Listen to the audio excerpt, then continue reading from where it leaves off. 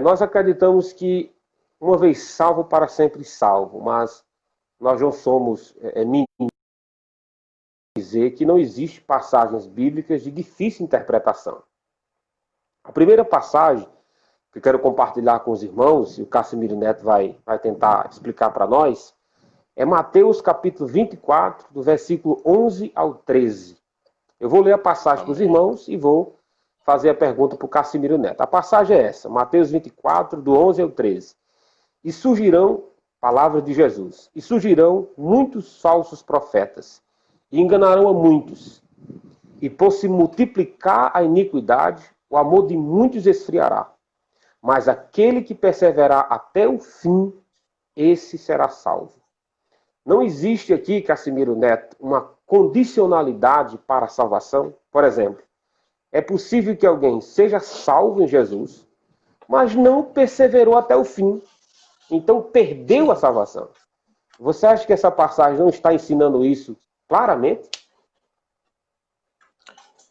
Então, Arthur, a gente falou que a gente tem que contextualizar todas essas passagens, certo? O Senhor Jesus Cristo, falando em Mateus 24, do 11 ao 13, o referido texto, ele está tratando o início das dores, né? Se a gente for...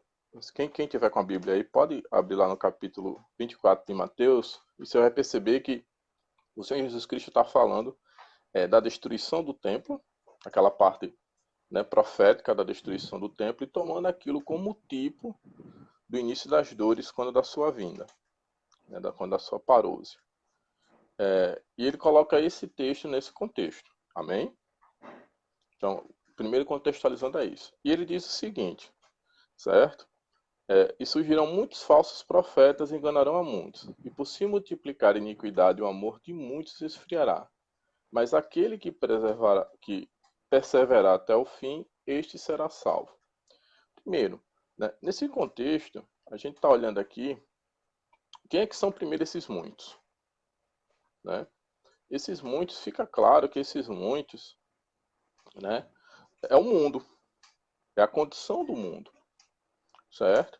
Então, a gente pegando lá vai dizer que muitos enganarão, na mesma passagem de Mateus 24, muitos enganarão, deixarão ser enganados, muitos, o amor de muitos se esfriará. Então, esse mundo aí está dando a condição do mundo quando da vinda do Senhor Jesus Cristo, próximo à vinda do Senhor Jesus Cristo, certo? E aqueles realmente somos nós, assim cremos os salvos, né? Aqueles que perseverar até o fim, este será salvo. Então, o crente diante, isso não é nenhuma novidade para a gente, que o crente diante das dificuldades e adversidades do mundo, diante das afrontas do mundo, o crente testemunha com perseverança. Realmente isso não tem como a gente negar. Mas a pergunta que a gente tem que trazer para refletir a respeito desse texto é o que nos dá essa perseverança. Certo? O que nós cremos? Nós cremos que todo crente salvo para sempre. Não significa que ele não passará por tribulações. Ele passará por aflições, por dificuldades, né? Mas o crente que é salvo, ele perseverará. Quem dará essa força, quem dará esse motivo, quem dará essa fé, quem dará essa força para o crente perseverar? O Espírito Santo de Deus.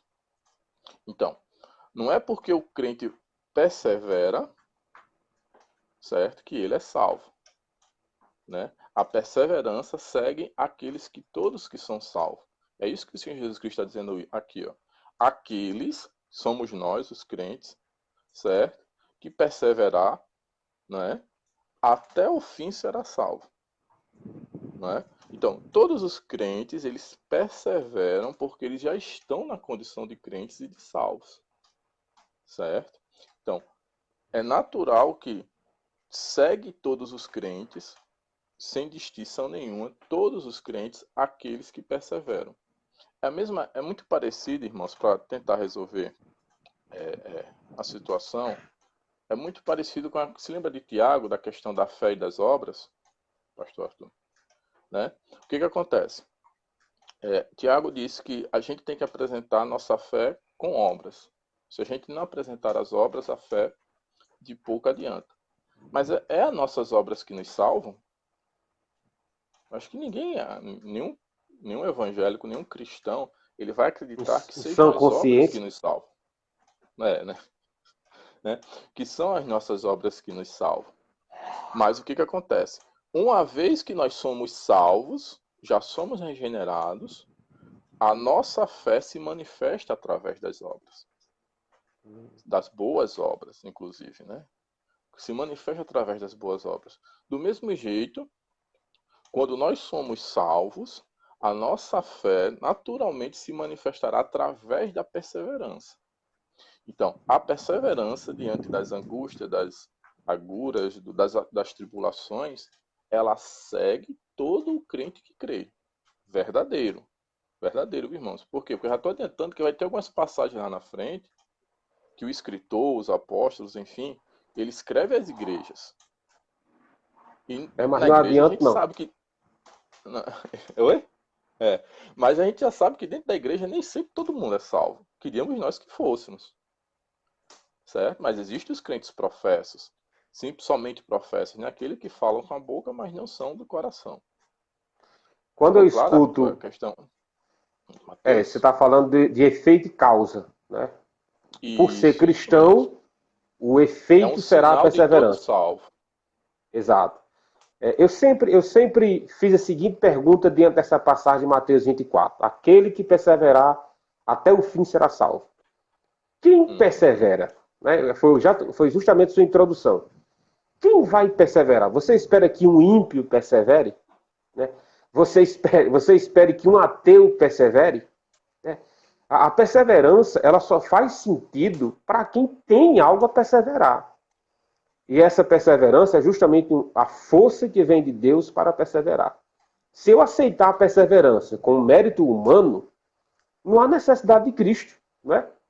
Olha, se eu consigo perseverar e no final da vida a minha perseverança vai ser o pagamento da minha salvação, por que Cristo veio, então? Então, realmente eu entendo que a perseverança é efeito e não causa.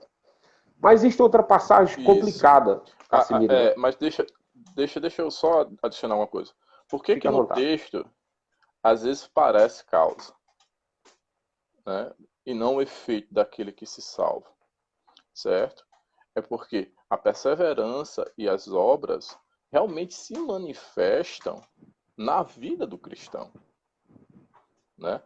Quem olhar de fora, quem ver externamente, quem não sonda os corações, somos todos nós humanos, com exceção de Jesus Cristo, nosso Senhor, Deus Pai, né, o Espírito Santo de Deus, vai ver que as obras do lado de fora parecem ser nossas. Né? Entendi. Essa perseverança é um testemunho. Então, é um testemunho para o mundo que o que acontece? O mundo ficará em trevas no final dos dias, mas os crentes, por intermédio do Espírito Santo, o mundo vai perceber que eles prevalecerão, que eles permanecerão, que o amor deles não esfriará.